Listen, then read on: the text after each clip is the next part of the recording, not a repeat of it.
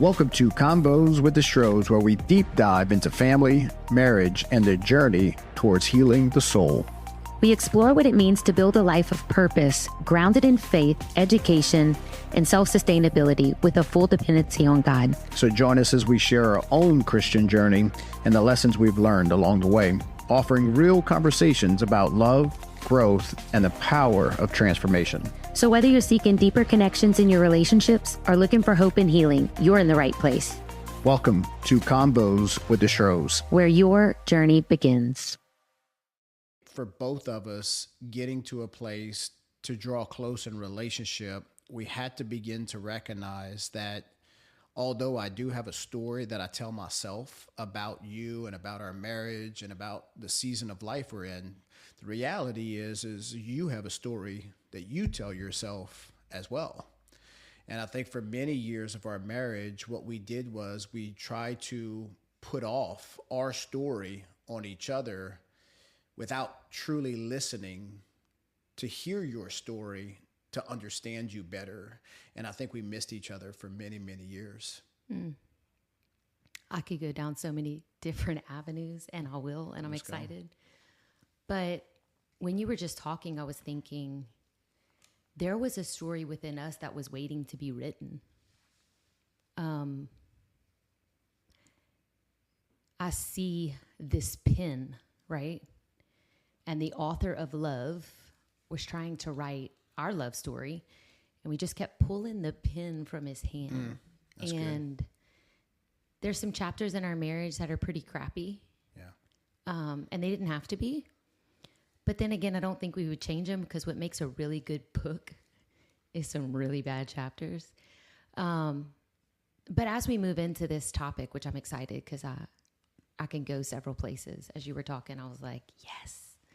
But I'm grateful we gave God the pen back. Yeah. Because he is the author of this love story. And you know, that moment we both surrendered, and I mean really surrendered, because there were times we said we surrendered and we really didn't. Right.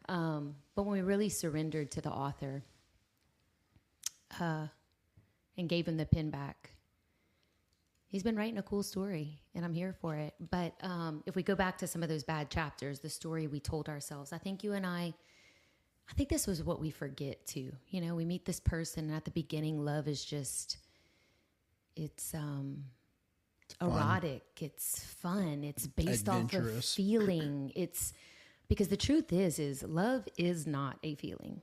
Love is a choice. That's right. And you know, you go all the way back to the garden. I think that's so cool. Just something you and I sweetly say in our own marriages. Let's get back to the garden. Yep. The Garden of Eden, where God's intention for the first love story that we all came from, which was Adam and Eve, was perfect there. It was beautiful. It was perfect. It was exactly what he intended before the world fell. But I say all that to say that even observing their story, there were some longings that were placed inside of Adam and Eve that were placed inside of them by God. And I think I wish I would have known those longings that you had and I had in the beginning. If I could go back to our younger selves and go, Eric had a deep longing placed by God to be understood. And I lived every day to just completely misunderstand you. Like, if only we could have said, let me seek to understand what you're really saying. Because at the beginning of our marriage, I only heard through my pain. Yeah. My story was not healed, the story that I had before I met you. And that story that was unhealed and unattended to, it affected our marriage. It affected us in ways that, I say this to young couples all the time, do the work before you get married if you can. Yeah. It's okay if you can't. I mean, we've done it. It's brutally beautiful, and we're still on that path. But give yourself the space to heal. Like, look into the story that was yours before you met your husband and before that new story is about to begin. Just because if you have the time and the margin to not bring that in there with you, the negative parts of the story that are unhealed and unattended, it makes for a better start. And again, really quick before you please shut me up. You know, you and I had a very short courtship.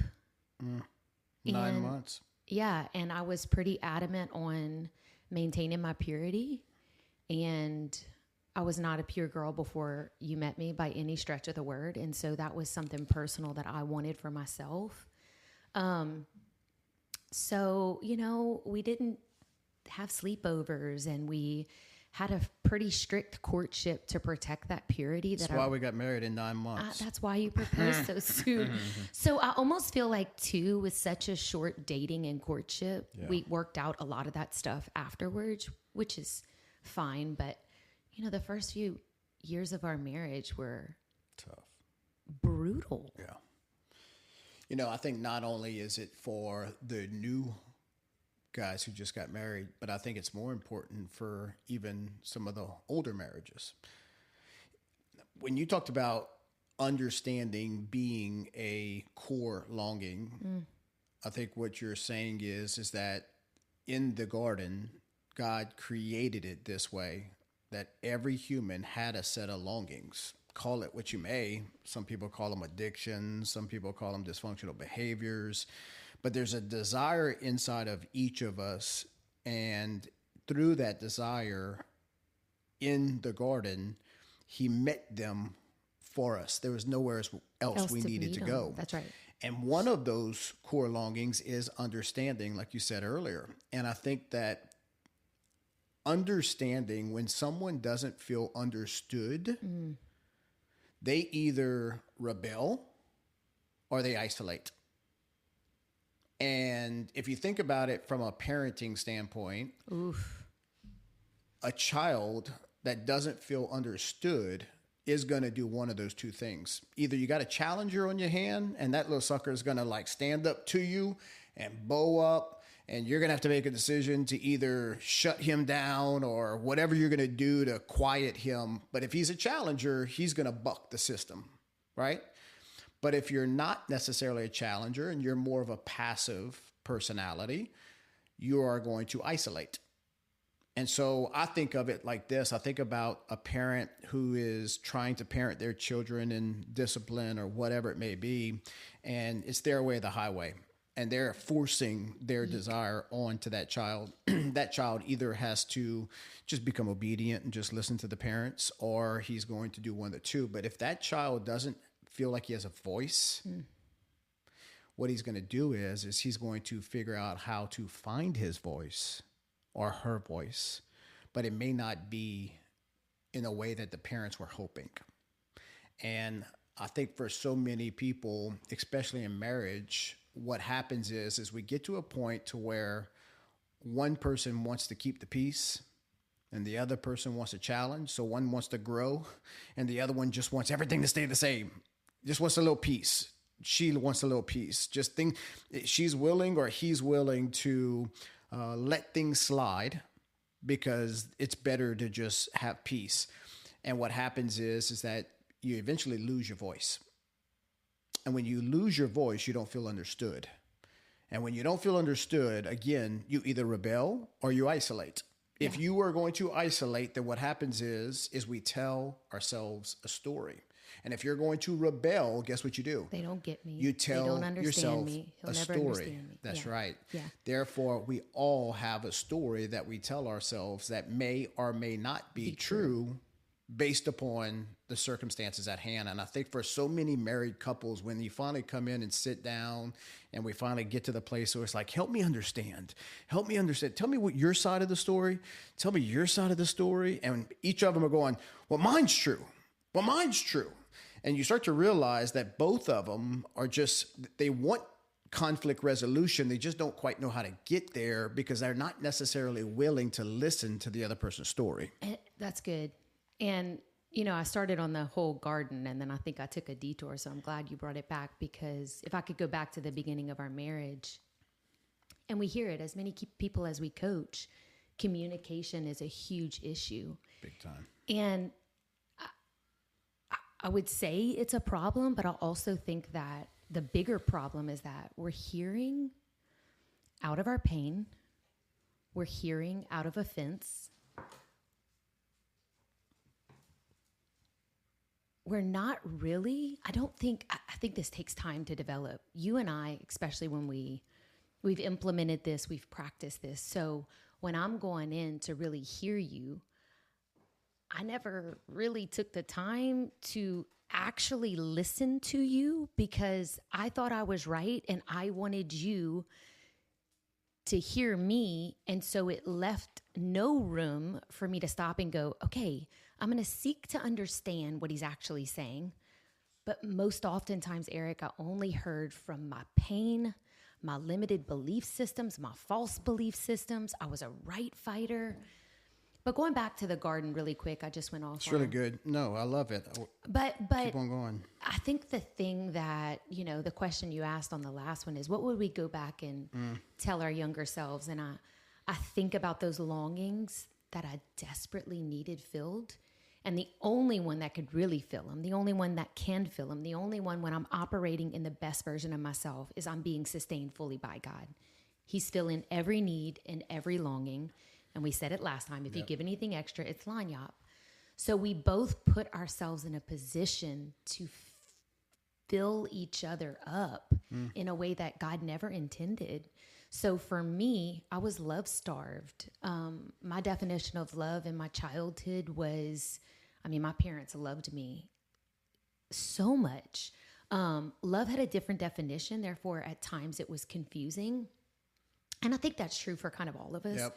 I think challenging what love was to us up against God's unconditional love, the two don't connect. Right. But we actually project that onto God. And so I think for me, I was love starved, and let's throw this in there. A part of my definition of love for my family of origin was chaos. What I saw was screaming, fighting. And so there was a part that if you were fighting with me, Eric, I felt loved. Yeah. If it was chaotic in our house, that felt normal to me. Yeah. So it wasn't like in your mind, you're like, this girl's just trying to start a fight. And I didn't have the verbiage to go, I actually am, because when there's fighting, I feel love, as sick as that sounds. Now, I didn't want to confess that. I don't think I really understood what I was doing. You didn't understand it. But, on the flip side, for you, if it was quiet and we weren't talking about anything, and if a problem came up. Why do you all of a sudden start talking country whenever you do this? It's like every time. You're all of a sudden you're every from time. If St. Martin, I remotely challenged you and you didn't want to deal with it and you didn't want to talk about it, you really just wanted to sweep it under the rug. And so mine wasn't right and yours wasn't right, but neither one were healthy. Neither one were healthy. And so I'm looking for you to fight with me. You're looking for me to kind of just shut up and be quiet and cook something and that didn't happen. So again, understanding our definitions of love help us redefine love and love each other from God's view of love versus the broken love that we got, right? Yep. So love is a deep core longing. And so I never felt loved by you because you weren't loving me in the way that I knew love. And so it was like this, and vice versa. You were just like, this girl's crazy. I did say that many times. I remember I think I did give you PTSD because I called you crazy for so many years because you didn't fit in my box of the way that I experienced the love.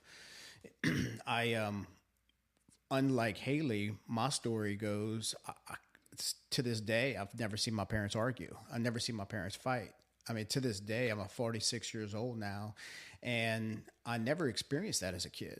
I remember, there wasn't a lot of emotions, so there was not a lot of ups and downs, both good and or bad. So it was very just straight line. And so I meet you. Didn't even know how to resolve conflict. Well, not that I didn't either. Well, I never saw a healthy way of two people coming together who both have an opinion. Right. And need to get to a place to resolve conflict. And so for us, that was our journey of two strong type A personalities. True. Coming together to be in love, having two different definitions of love, not necessarily understanding each other's love because we never tried to understand the story that you tell yourself. I only processed the story that I told myself. And so therefore, we just... trying to resolve conflict was like we fought. Did you know that a Windex bottle, I bet you they didn't know this, but a Windex bottle can go through sheetrock. Yeah, sure can. Door frames come off relatively easy if you slam them a little too hard. I mean, I'm not going to lie. I'm lucky that's all you threw. Yeah. I'd have thrown me. Please forgive me again and again for those years. But, what we don't understand, and we understand now, what we didn't understand, but we understand now, is conflict produces intimacy. Yeah. If it's done healthy. Yes. I didn't know how to fight fair. I fought dirty. And you did too, because I think when I got to the place that I challenged you, and I was very powerful, and my whole lie that really drove everything that I did, especially showing up with you, is I'm not safe. You're probably going to leave too. I don't deserve this. So what I'm going to do is I'm going to get you before you get me. Yeah. Because then I can protect myself from the inevitable that I believe is going to happen. And I didn't have the vulnerability to put words to that. So my behavior actually did not represent what I actually wanted, but I didn't know how to get there. That's good.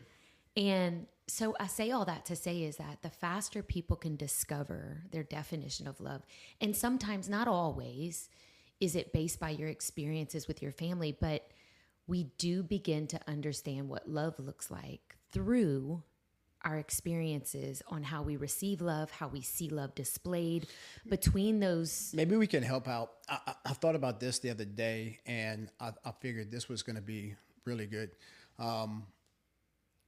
I'm just saying it could be helpful on how we miss each other.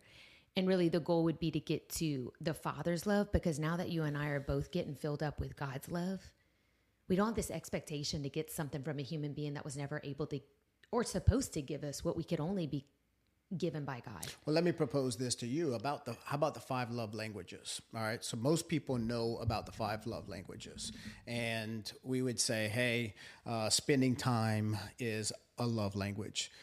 Gifts is a love language. Touch is a love language, and we categorize. Boy, you like a little touch. Well, it's the game. It's like, why you think I got married to you in 9 months? Okay, go. So there's these love languages, and even though it's good information, I'm not the biggest fan of it, because it's like, hey, put it in these 5 categories, and you're going, but wait a minute, you can't sort of, like, I can lean in 1 or 2, but the idea is I thought about it for you. You love gifts and celebrations, and when it's your birthdays, it's a big deal, and I started to realize that as a little girl, one of the ways that you were loved was through gift receiving and or celebrations that either happened or didn't happen in the home, but it was something that was important to you. And so therefore you get older, and guess what your love language is, to put somebody in that category. But the reality is that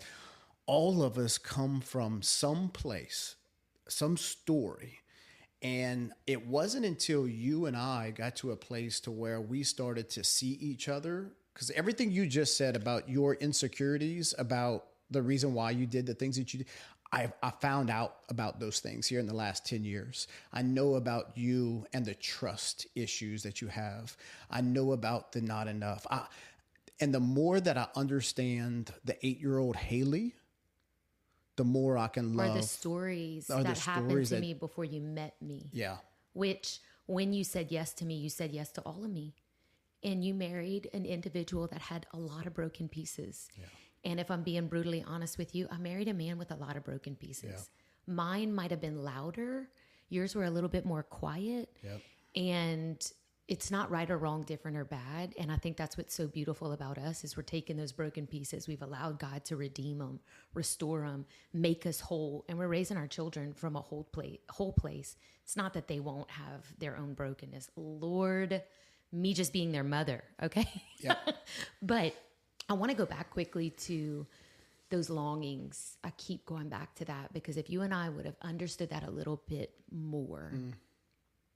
So the need to be seen and understood, the need for safety and security, the need for a purpose, belonging, love, those things are in all of us. And you see why so many are going to step out. If they're not getting met in God, you're going to find a way to meet those needs, because innately the Creator put them in all of us, and they were created to be met in Him. And when you don't know how to do that, which when I married you, I did know how to do that. And actually, not a lot of those got met. I didn't always live in safe and secure environments. So when I say my nervous system was shot, Right. and then the years that I left home, I put myself in some very, very dangerous. So safety and security, love, the way that you were loving me and the way that I knew love, we were missing each other. So it made me feel unloved, right? Yeah.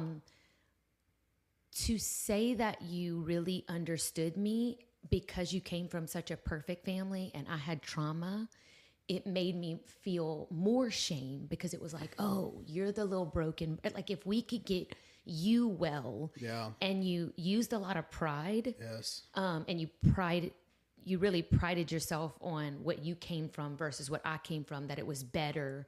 And that's just not the truth either. And so then it created more shame. I wish I knew, because when you met me, I was a radical. I had gotten radically saved at 19 years old. I was sold out. I think that's one of the things that really attracted you to me, is you had never met someone that had loved God like I did. You said that on our first date. I never in my life heard someone speak of God this way. And I had strong convictions. I shared my entire story with you, good, bad, or ugly. I was like, this guy won't ask me out on a second date. And I straight up told you, you ain't tickling this pickle. You ain't. I think that's what I said until I get married. But then I backed that up with saying, hey, I made some terrible choices and I sold my soul and gave up my purity and everything that was precious to me. I honored that. And so you did, Eric. And I look at you and I still say this today. I pray my girls find a man with as much self-control. And I'll never forget the day Pastor looked at me, who's like my spiritual father. And he said, Haley, if this man can have that much self-control in waiting for you, he is someone to be your husband, because he'll have self-control like this for the rest of his life. That says a lot. And that's really been a theme of your life, but that I've witnessed in you. But I say all that to say is I wish I would have not. I was looking for you to fill all of these holes in my heart and in my life that you were never intended to fill.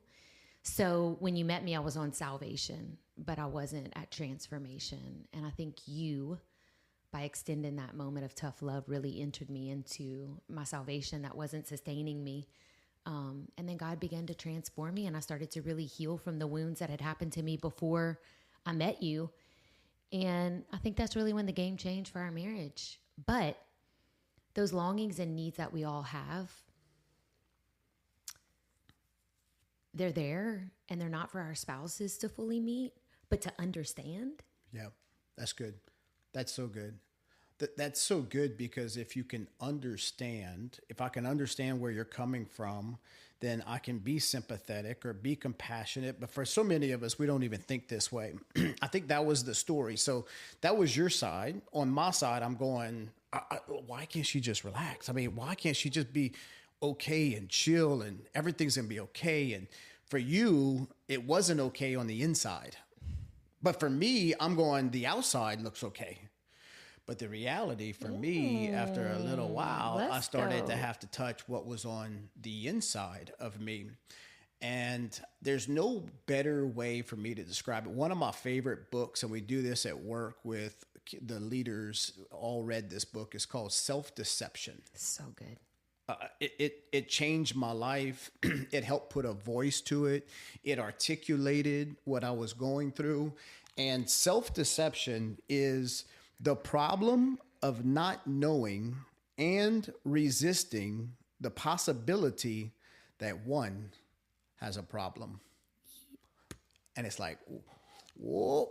And so let me give some context, because if you read the book, this is the first chapter, and I'm going to summarize this quickly. But it says that husband and wife, brand new baby, just born. They're sleeping. Finally, the baby goes to sleep. They know that it's going to be waking up at some point because the baby's going to cry.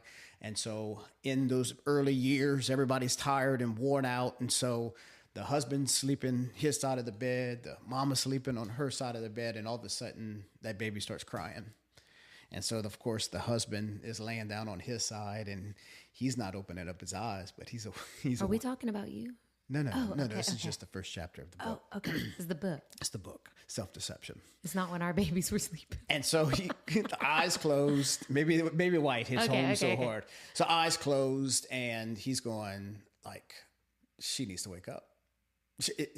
It's her. You know, she's the mother. She's the baby. The baby don't want me. It wants the mama anyway. And of course, he's telling himself a story in the book.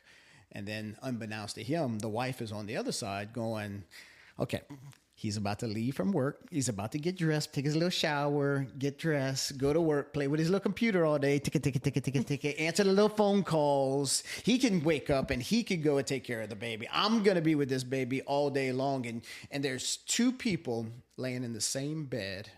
Telling two different narratives. Telling two different stories and waking up and missing each other. Mm. And if you think about that, that's self-deception. Yep. We all have a narrative. For so many of us, we look at, you know, our spouses in a way of it's either fits in your narrative or it doesn't fit in your narrative. And if it doesn't, you're either going to force it down somebody's throat to the point to where somebody has to either stand up and go, you're going to listen to me, or the other one goes, no, you're going to listen to me. And this conflict resolution deal always works better when we learn to listen to each other and hear what the other person is saying. Hearing and listening are two different things. Yeah. Go for that. Well, help understand what you mean by that. I wanted to be right more than I wanted to be reconciled with you. That's one of the greatest regrets in the beginning. Because as hard as marriage was, just with everything going on, plus we were grinding, and you always worked a full-time job, always came home and built another business at night. I had babies screaming, and those moments just to listen, to not respond. It didn't matter what you said. I thought I was right. So then I was angry the whole time you were talking, and then I couldn't wait to tell you what I thought you should think, say, do. It just, every curve I took, it was to break down the relationship instead of just being friends, getting through the hard together by just laughing. It was like, I wish I would have just wanted to reconcile over being right. Well, I think that at that point, though, again, why do we believe that the revival is going to come through healing? It is. Is because what you're explaining is a little girl who got married, who just wanted the exact same things I wanted. You wanted safety, security, you wanted purpose, you wanted significance, you wanted love, you wanted to feel understood, you wanted to feel like you belong. I needed that. It was the exact same desires as mine, and we both wanted the exact same thing. But it gets so distorted on how we see them because watch this, though. The danger, though, babe. Go for it. The danger, though, is the game really changed when I allowed God to give all of that to me. That's good. Because what happens is we actually set our spouses up to never be able to fully get that. You're not a perfect human. You cannot, on your best day, meet every need that I have. Nope. And where we set our spouses up, if we have these unrealistic expectations that erode and break down the relationship. I am best with myself and with you when I am not expecting one thing from you. Right. Man with the most expectations has the least amount of peace. And so the truth is because I had so many expectations, man, I set you up to fail every day. Even when you tried, it wasn't enough. Yeah. So I think through our personal brokenness, we place our spouses in positions to give us stuff that they were never intended. And it leaves very little room for us to fall and fail and grow. Marriage is all about loving two people to the becoming that they will be at the end of the journey and the contribution that we make. Our brokenness steals so much from each other. And I think what we could say, if anybody hears anything we say, is, yes, you threw me a life raft and it didn't look like a life raft. It was like, I'm out, I'm done. I'm holding this newborn baby. And I realized in that moment that you could no longer pay for my past and you weren't going to be the whipping boy for my pain. And that was so fair. And it was the first time I ever really saw a man go, this is how this is going to go. And you think I'm joking. And I could manipulate my way out of this. And whatever God gave you that day to extend that to me is really what changed our entire lives in marriage. And Eli was a baby, and I remember going, okay, I've got to do my work. I've got to do my work, or I too will be divorced. I will carry on the generational curses. And so that was the start. And I'll tell you, once you started to begin to build trust with me again, my anxiety was no longer taking over our entire lives. I started to calm the storms that were raging within. I started to find peace. I started to really heal. You know, healing has become such a taboo word, but physically we have so many lacerations, and we'll stop at nothing to get to the nearest doctor to get us back to becoming aesthetically pleasing. But we've got these wounds internally. Yeah. And that's just what I needed. I had some lacerations before I met you and some ruptures that needed repair. And there was nothing you could do. You didn't break me and you couldn't fix me. And I needed that boundary that you placed, and it forced me to heal. And you know, when you saw me those 4 months later after that class, you were like, who are you? And I think one of the biggest things that I took away from that journey is you saw the transformation power of Jesus Christ changing a life in me. Yeah. Because before that, I was screaming I loved him. And I did, with everything in me. But you saw the power of him transforming my life from one person to the other. And you were like, there is a God, and I can work with this. And I started loving you from a healed place. I started taking more ownership. I stopped blaming you. There was more peace in the home. I was starting to see you but then about 4 to 5 years in, I mean, it was your turn. And I love that about God. He's not going to send us both under the knife at the same time. Thank God. But may you and I never be a couple that stops doing our internal work, because a healed marriage is really two people looking inward. If we take it back to the garden as we close this, as we take it back to the garden, you find out that when all of our needs, safety, security, significance, love, belonging, understanding, the things that every person needs, when we get those met in God and we're good in relationship with him, not only do you become lanyap, but guess what? You're also unashamed. Absolutely. That's where you come out of shame. Now, let me make a point really quick to help give some context to this. God's true design was for the parents to really be a picture of what it looked like to get those needs met, for a child to get those kind of needs met in a parent, to understand that when they leave the home, how to get those met in God. But oh, the tragedy, we live in a broken, fallen world where parents didn't get that to give that. Right. So where we have to go back and look at this is where of those. So for me, why I never felt safe and secure with you is I didn't have safety and security. Why would I think that you were going to be safe and secure? I mean, that was breached my entire life. So that's just an example of helping people. Now, my safety and security is only found in God. Now, on your best day, man, that's one of the pros that I love about you. I've never had to worry a day in my life. You are a solid, but babe, all my eggs can't be in your basket. Like, no. That's too, my safety and security has to solely lie in God alone. And that's a hard concept when a father figure or your family dynamic. That's why so many people are falling away from God, is because those experiences that they had with those needs and longings that they didn't get from the people that were supposed to model that to say, now you can get that from God. We project that onto God, and God's missing out on so many of his kids because of those experiences that haven't been rectified. Well, I think there's a big confusion that, because it says two must become one. Yeah. In order for that to occur, there has to be sandpaper that rubs at some level. And as it rubs, it's going to take something off. And the more it takes off, the closer you get to the core, the closer you get to the friction. And friction requires conflict resolution. Yeah.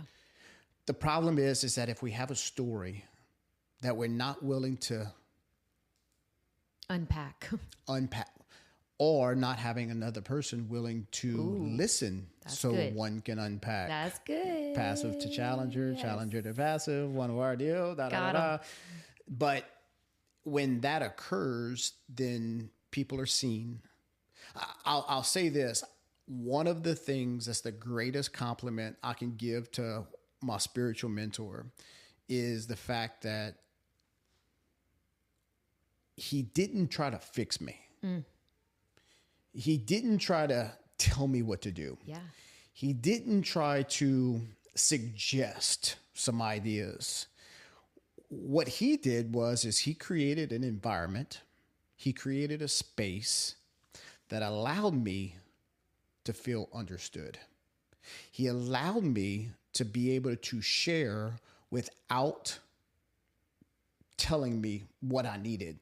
He listened to me. He was willing to hear me, and he didn't give advice. And I look back now, when I did ask for his advice, he would say things like, "Hey, let's go have lunch and we'll talk about those things because I can help you in that." But in the way that he listened to me, it was like I had a place that I could feel safe and secure and understood.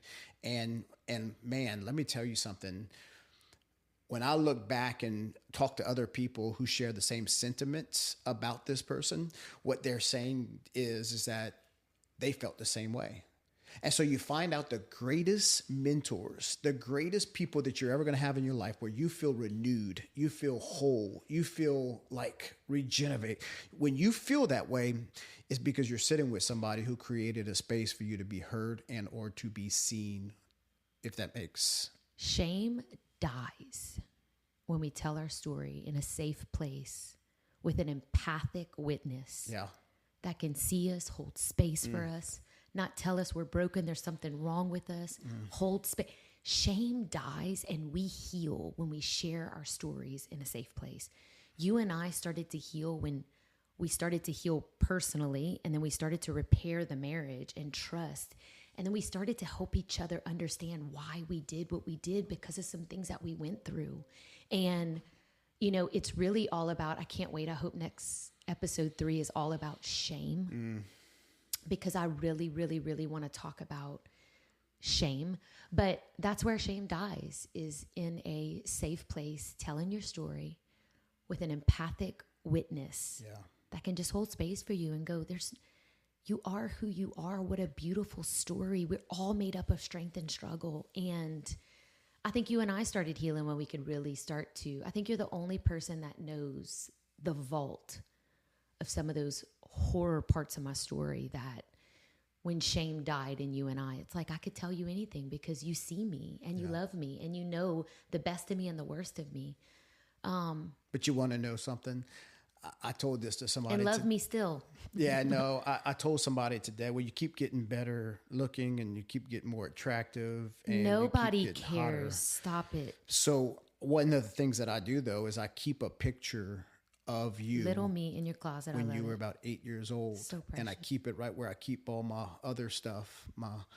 But what it does is it helps to remind me to see that little girl.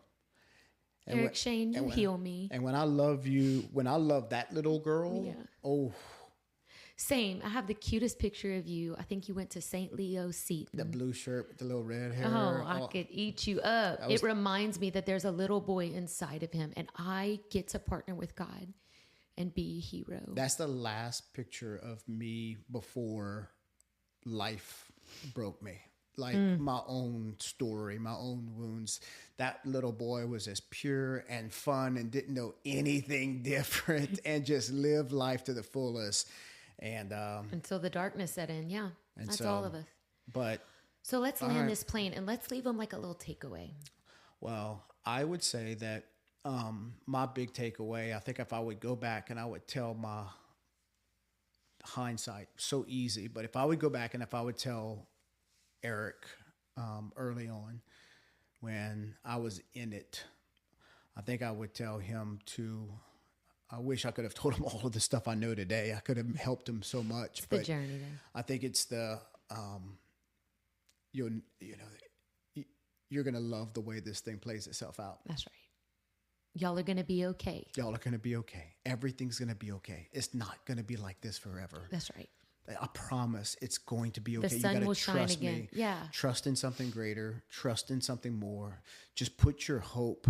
Just, you've got, your circumstances don't have to change for your perspective to change, buddy. And I promise you, your perspective is going to change along the way. Love the little 8-year-old Haley. If I could have told, he would have never understood. He'd been like, "8? What are we talking what about are you talking here? about?" But the reality was just loving you and just knowing that it was going to work Be out. okay, and that I was going to heal, and you were going to get the best parts of me because you have been. There is no human being that's been a greater beneficiary of my healing than you, and vice versa.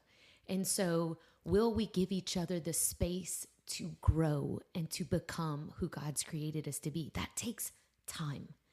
And I think if I could go back to my younger self, I think I would have established sooner in our marriage our famous line, and that's the story I'm telling myself. And the story I'm telling myself is this bridge that when I think I'm hearing what Eric's saying out of my pain or my offense, I can look over at him and go, hey, when you said that, the story I told myself is that what I did today was not enough. And it bridges the gap for you to go, no, let me bring clarity. You weren't actually hearing what I said. This is what I meant. And it would have alleviated a lot of withholding and those silent days that turned into weeks and the not drawing close. It would have just been a bridge to help us understand what the other person was saying. Because when you're in a hard season, when you're offended, when you're hurt, when you're full of resentment, bitterness, you don't believe the best in them, you don't hear what they're actually saying. And so, yeah, I would have integrated the story I'm telling myself a lot sooner. Yeah. I want to leave us with this and say that you don't need one of us to help you heal. That's right. I hope that us doing this, sharing our story, Lead sharing these tidbits, doing some of these things, we hope that we become somewhat of a guide that's standing at the intersection going, just go that way. Yeah.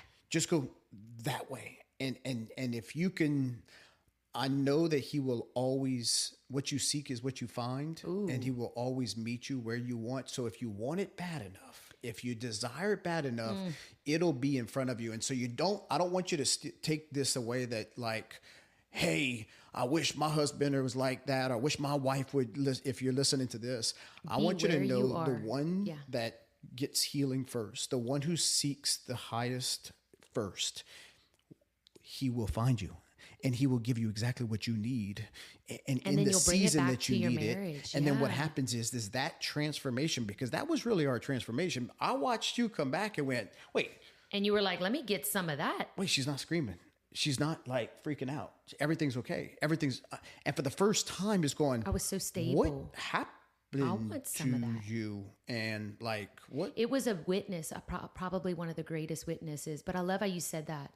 You know, if you're in a season where you're hurt, you're offended, there's some hard things going on in your marriage, you know, what you seek, you find. So if you're seeking discord, if you're seeking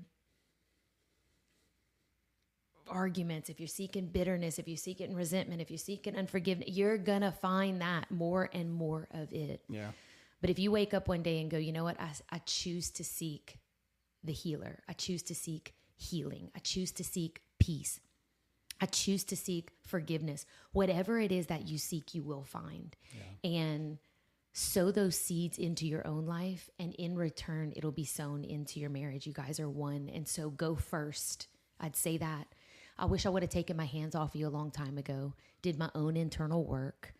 And that we ended up getting to that place. But if I'd have done that sooner, but you're right. God uses one healing to beget the others. And it's a beautiful thing. It is a beautiful thing. Well, being with you is a beautiful thing because you are a beautiful thing. And anything else you want to share before we go? No. What we're going to talk about next week? Maybe shame. I would love to. We're going to go down that door of chapter 2 when all of this was perfect, exactly. And then we get into chapter 3 and then all of a sudden we move into shame. And now we operate out of shame. And we're saying that God knows what we're going to talk about next week, but we are going to show up and I'm excited. I'm excited too. And thank you guys for sticking around and we will see you on the next episode.